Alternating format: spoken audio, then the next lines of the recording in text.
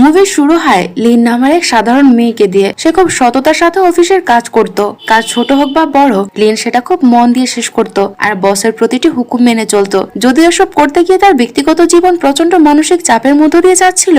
এমনকি লিনের অধীনে কাজ করা জুনিয়ররাও তার এই অতি পরিশ্রমী স্বভাবের উপর বিরক্ত হয়ে উঠেছিল। কারণ মাঝে মধ্যে লিনের কারণে ওই বেচারাদেরও অনিচ্ছা সত্ত্বেও অফিস শেষ করে বাড়তি সময় কাজ করতে হতো। লিনের ধারণা ছিল সে সবার চোখে একজন হিরো, কিন্তু একদিন যখন সে তার সহকর্মীদের নিজেদের মধ্যে করা কানাকানি শুনতে পায় তখন সে ভীষণ হতাশ হয়ে পড়ে। তাদের মতে লিন খুব একঘেয়ে বা বোরিং আর বসের চাটুকারিতা করা একটা মেয়ে। এসব শুনে লিন উদাস মনে বাড়ি ফেরে আর নিজের পুরনো দিনের কথা মনে করে তার প্রিয় গায়ক অ্যান্ডি লাওয়ের গান শুনতে শুরু করে। এখান থেকে সিন ফ্ল্যাশব্যাকে চলে যায়। এটি সেই সময়কার কথা যখন সে একদম অল্প বয়সী ছিল আর হাই স্কুলে পড়তো। নিজের কাহিনী বর্ণনা করতে গিয়ে সে বলে যে সেগুলো ছিল দারুণ সব সুবর্ণ দিন। সেই স্কুলে মূলত দুই ধরনের মেয়ে থাকতো। একদল ছিল অসম্ভব সুন্দরী যাদের পেছনে ছেলেদের লম্বা লাইন লেগে থাকতো, আর অন্যদিকে আমার মতো মেয়েরা যাদের খুব কম ছেলেই নিজের আপনজন করে নিতে চাইতো। তারপর সেই দিনগুলোর আনন্দই ছিল আলাদা। রোজ স্কুলে আসা, সেখানে প্রচুর মজা করা, আর সবচেয়ে বড় ব্যাপার প্রিয় গায়ক অ্যান্ডির ছবি বুকের সাথে জড়িয়ে রাখা। ওদের ধারণা ছিল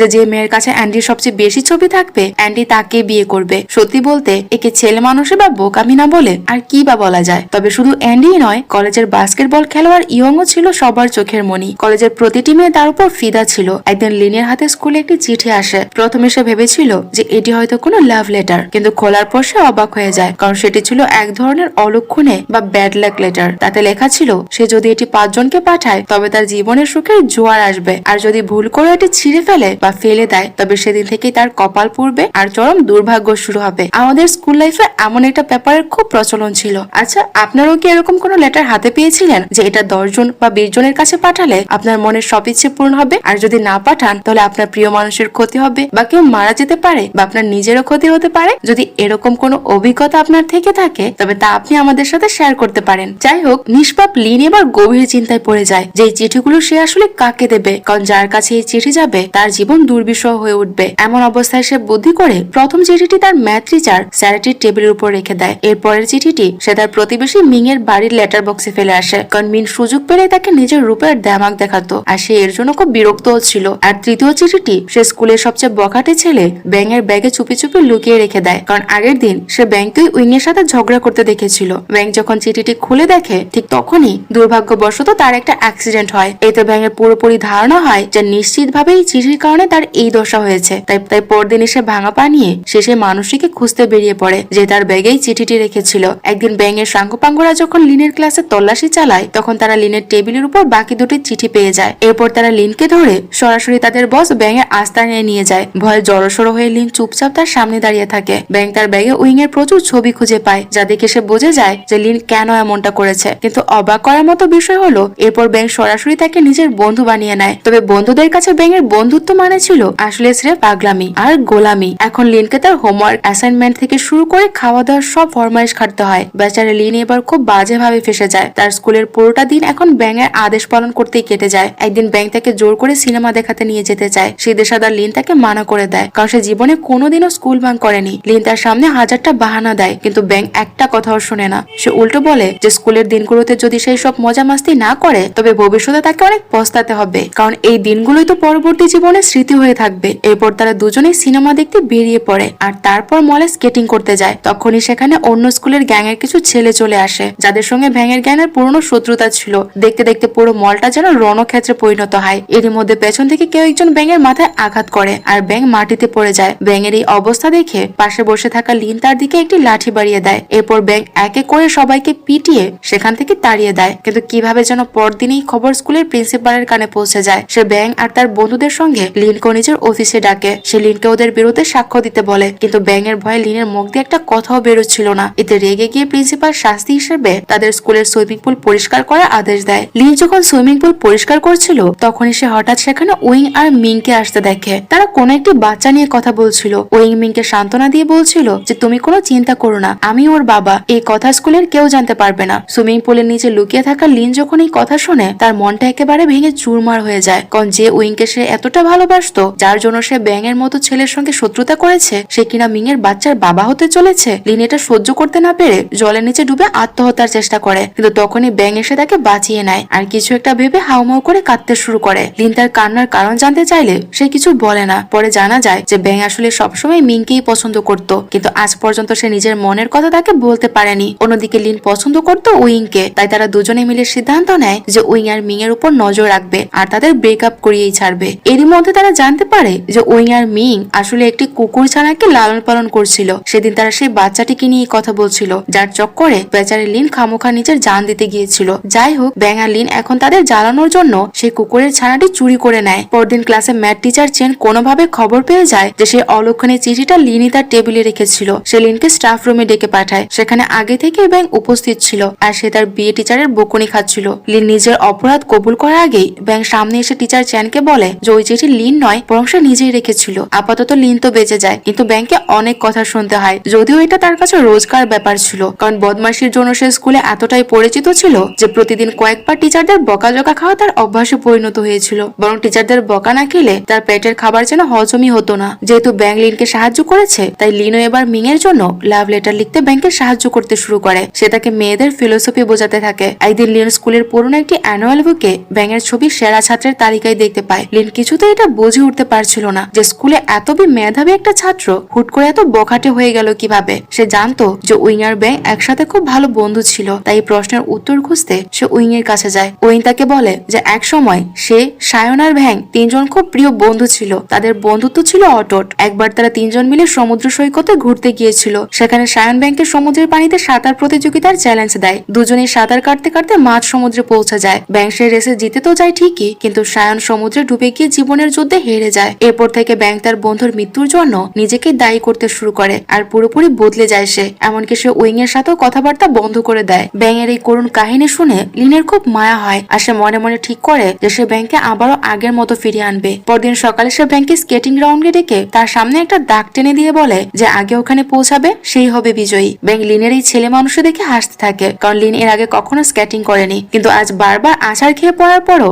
না জানি কেন লিন ওই দাগটা পার করার জেদ ধরেই বসেছিল। লিনের এমন অবস্থা দেখে ব্যাং অবাক হয়ে জিজ্ঞেস করে, শেষমেশ তুমি এসব কেন করছো? তখন লিন জোরে চিৎকার করে বলে, তোমার জন্য। এখন আমি বুঝতে পেরেছি সেদিন পানিতে ডুবে যাওয়ার সময় আমায় দেখে তুমি ওভাবে কেন কেঁদেছিলে। তোমার আসলে বন্ধু সায়নের কথা মনে পড়ে গিয়েছিল, তাই না? কিন্তু জীবনে কিছু কিছু জিনিস থাকে যা আমাদের হাতে থাকে না। আমরা যে সিদ্ধান্ত নেই তার জন্য আমরা নিজেই দায়ী। আর সেদিনও তোমার কোনো দোষ ছিল না। আমি চাই তুমি আবার আগে সেই ব্যাং হয়ে যাও। ব্যাং এর মনে তখন তার বন্ধুর স্মৃতিগুলো ভেসে উঠছিল। পরদিন স্কুলে আমরা তাকে পুরোপুরি বদলে যেতে দেখি। হ্যাঁ, যে ব্যাং ক্লাসে কোনোদিন এক অক্ষরও পড়তো না, সে আজ নিজেই পড়ার জন্য বই খুঁজছে। এমনকি সে তার দরের বাকি ছেলেদেরও টিচারদের কথা মেনে চলার নির্দেশ দেয়। সবকিছু যেন আমূল বদলে গিয়েছিল। টিচাররা পর্যন্ত তার এই রূপ দেখে হতবাক হয়ে যায়। তবে শুধু ব্যাং নয়, লিনকে দেখেও সবাই অবাক হয়ে যায়। সে একদম সুন্দর করে মেয়েদের মতো সাজগোজ করে ব্যাং এর সাথে দেখা করতে আসে। লিনকে ওভাবে দেখে ব্যাং তো পুরোপুরি থমকে যায়, কিন্তু তারপরও নিজের আবেগ লুকিয়ে রাখার জন্য সে লিনকে আন্টি বলে খেপাতে শুরু করে। এরপর তারা দুজনে কিছু খাওয়ার জন্য যায়। লিন যখন অর্ডার দিতে যায়, সেই ফাঁকে মিং সেখানে এসে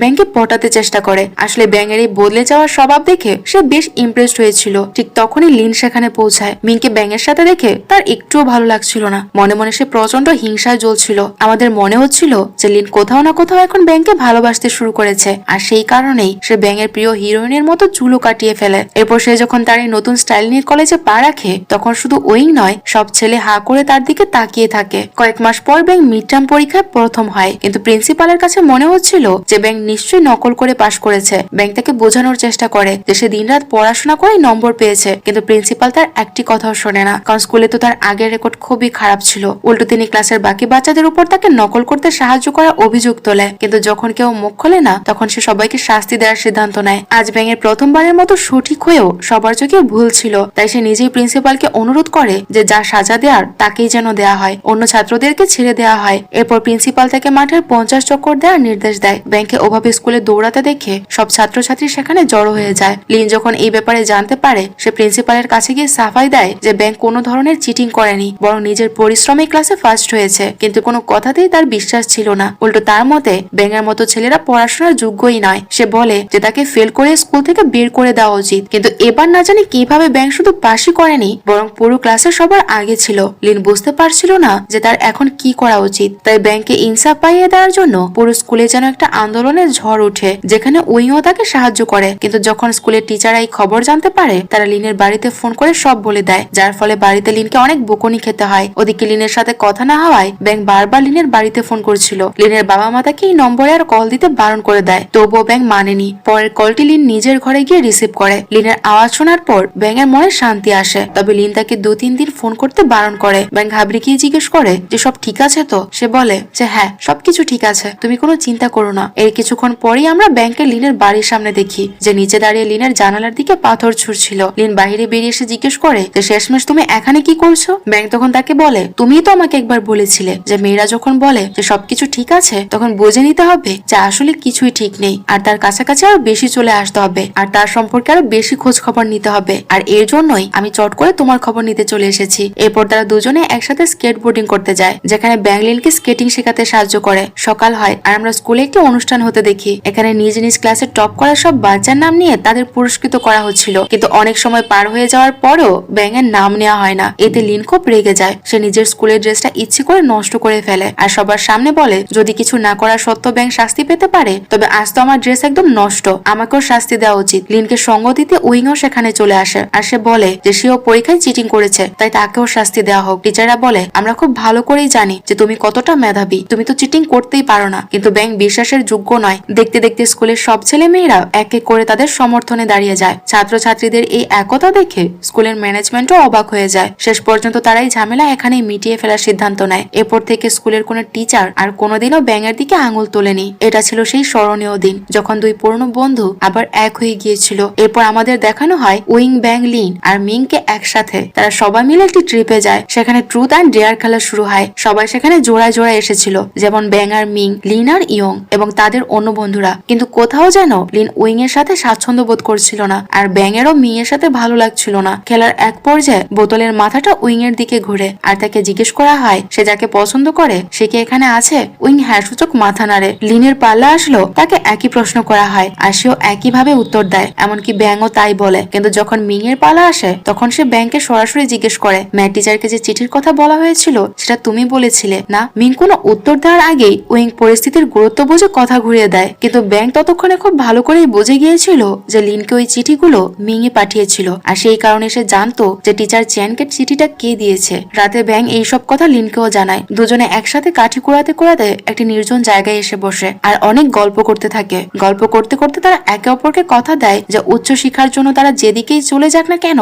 তাদের এই বন্ধুত্ব কোনোদিনও ভাঙবে না। ব্যাং কথা দেয় যে সে মারামারি থেকে দূরে থাকবে আর একজন ভালো ছাত্র হয়ে জীবনে প্রতিষ্ঠিত হবে। এরই মাঝে তাদের নজরে আসে আকাশে একটি উল্কাপাত বা তারা খসা। দুজনে হাত জোর করে মনে মনে কিছু একটা চেয়ে নেয়। সেই চাওয়াটা আসলে কি ছিল তা আমরা জানতে পারি না। লিনের এখন মনে হতে থাকে যে সে অলক্ষণের চিঠিটা আমাদের জীবনে দুর্ভোগ বয়ে আনার জন্য কুখ্যাত ছিল। আসলে সেই চিঠিটাই তাকে ব্যাঙের সাথে মিলিয়ে দিয়ে তার জীবনকে সবচেয়ে মূল্যবান করে তুলেছে। পরদিন দেখা যায় ব্যাং যখন বাড়ি ফিরছিল তখন রাস্তার মাঝে অন্য গ্যাংয়ের ছেলেরা তাকে ঘিরে ধরে আর তাদের মধ্যে প্রচন্ড মারামারি হয়। এরপর বেশ কয়েকদিন ব্যাঙের আর কোনো খোঁজ পাওয়া যায় না। সে এমনকি পরীক্ষাতেও বসতে আসে না, যা নিয়ে লিন খুব দুশ্চিন্তায় ছিল। হঠাৎ একদিন প্রিন্সিপাল ব্যাংকে স্কুলে ডাকে আর আমরা জানতে পারি যে সে এখন স্কুল ছেড়ে চিরতরে আমেরিকার উদ্দেশ্যে চলে যাচ্ছে। লিন তাকে জিজ্ঞেস করে আমি যখন তোমাকে মারামারি করতে বারণ করেছিলাম তখন তুমি কেন আবার লড়াই করতে গেলে, আর এতদিন তুমি কোথায় ছিলে? আমাদের সাথে কোনো যোগাযোগও করনি তুমি। ব্যাং রুক্ষভাবে উত্তর দেয় আমার জীবন আমার ইচ্ছা, তাতে তোমার কি? তুমি বলার কে? আমি তোমার সাথে কেন যোগাযোগ করতে যাবো?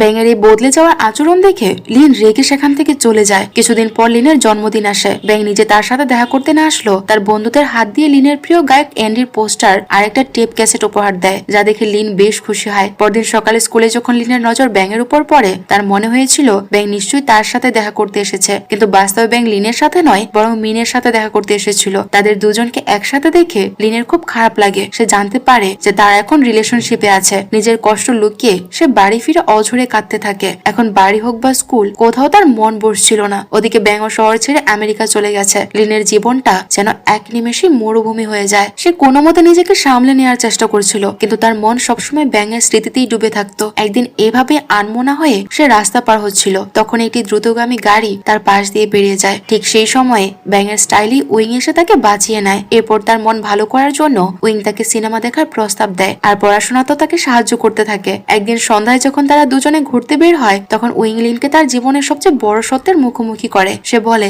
আসলে ব্যাং তোমাকে সবচেয়ে বেশি পছন্দ করত, আর সে নিজেই আমাকে এই কথা বলেছিল। যেদিন তুমি তাকে ওই চিঠিটা পাঠিয়েছিলে সেদিন থেকে সে তোমাকে নিজের মনে জায়গা দিয়ে ফেলেছিল, কারণ চিঠির শেষে তুমি ক্ষমাও চেয়েছিলে। ঠিক সেই মুহূর্ত থেকেই তোমার সারল্যতাকে টেনেছিল। বন্ধুত্বের অজুহাতে হলো সে তোমার তোমার কাছাকাছি আসার চেষ্টা করত, কিন্তু যখন ব্যাংক বুঝতে পারে যে তুমি আমাকে পছন্দ করো, তখন সে নিজের ভালোবাসা কোরবানি দিয়ে আমাদের দুজনকে মিলিয়ে দেওয়ার চেষ্টা শুরু করে। একই সাথে উইং তাকে আরো একটি বড় সত্য জানায়, ব্যাংক আমেরিকায় পড়তে নয় বরং নিজের চিকিৎসা করাতে গেছে। মূলত সেই দিন মারপিট করার সময় তার মাথায় গুরুতর চোট লেগেছিল, যার ফলে তার মাথায় রক্ত জমাট বেঁধে যায়। তাই কাউকে কিছু না জানিয়েই সে নিজের অপারেশন করাতে আমেরিকা চলে গেছে। এইসব শুনে লিন হাউমাউ করে কাঁদতে শুরু করে। সে বিশ্বাসই করতে পারছিল না যে সে কত বড় ভুল করে ফেলেছে।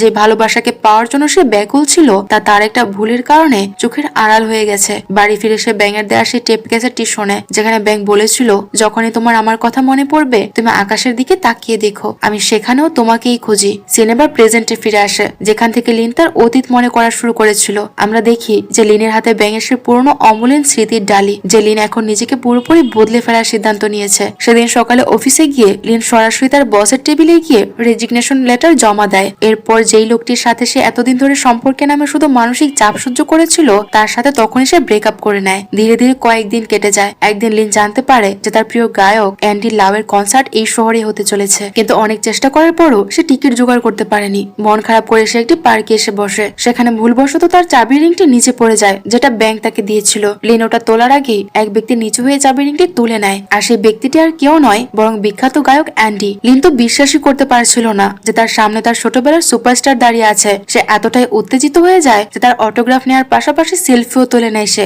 এরপর অ্যান্ডি তাকে জিজ্ঞেস করে, তুমি কি আমার সত্যি আসছো? লিন দীর্ঘশ্বাস ফেলে বলে, না, আমার কাছে টিকিট নেই, অনেক চেষ্টা করেছি কিন্তু কোনো টিকিটই আমি পাইনি। তখন অ্যান্ডি তাকে তার অ্যাসিস্ট্যান্টের নম্বর দিয়ে বলে, এর সাথে কথা বলে নিও, ও তোমাকে টিকিট দিয়ে দেবে। রাতে লিন যখন টিকিট নিয়ে অ্যান্ডির অ্যাসিস্ট্যান্টের সাথে দেখা করতে যায়, তখন তার চোখ কপালে উঠে যায়, কারণ সেই অ্যাসিস্ট্যান্ট আর কেউ নয় বরং ব্যাংক নিজেই। তখনই বাইরে টিভিতে দেখা যায় অ্যান্ডি শো এর মাধ্যমে দর্শকদের বলছে যে এই হৃদয়স্পর্শী গল্প আমাদের অ্যাসিস্ট্যান্টার, যার উপর ভিত্তি করে আজ আমি পারফর্ম করতে যাচ্ছি। আমি আজকের এই গানটি তার প্রেমিকাকে উৎসর্গ করছি, যার নাম লিন, আর তাই এই শো এর নাম রাখা হয়েছে ট্রুলি ম্যাডলি ডিপলি। সামনে দাঁড়িয়ে থাকা লিনের চোখ দিয়ে পানি গড়িয়ে পড়ে, কারণ একদিন ব্যাংক তাকে কথা দিয়েছিল, আমি তোমার জন্য অ্যান্ডিকে দিয়ে গান গাওয়াবো, আর সে তার সেই কথা রেখেছে। এরপর দুজনে হাসি ঠাট্টা করতে করতে কনসার্টের ভেতরে চলে যায়, আর এই সুন্দর সিনের মাধ্যমেই গল্পটি শেষ হয়ে যায়। তো মুভির গল্পটি আপনাদের কাছে কেমন লেগেছে তা কমেন্ট করে আমাদের জানাতে পারেন। আর যদি ভালো লেগে থাকে তাহলে প্লিজ ভিডিওটিতে লাইক দিতে ভুলবেন না। আর যারা এখন আমার চ্যানেলটি সাবস্ক্রাইব করেননি, তারা চাইলে আমার চ্যানেলটি সাবস্ক্রাইব করে নিতে পারেন। সবাই ভালো থাকবেন আর সুস্থ থাকবেন।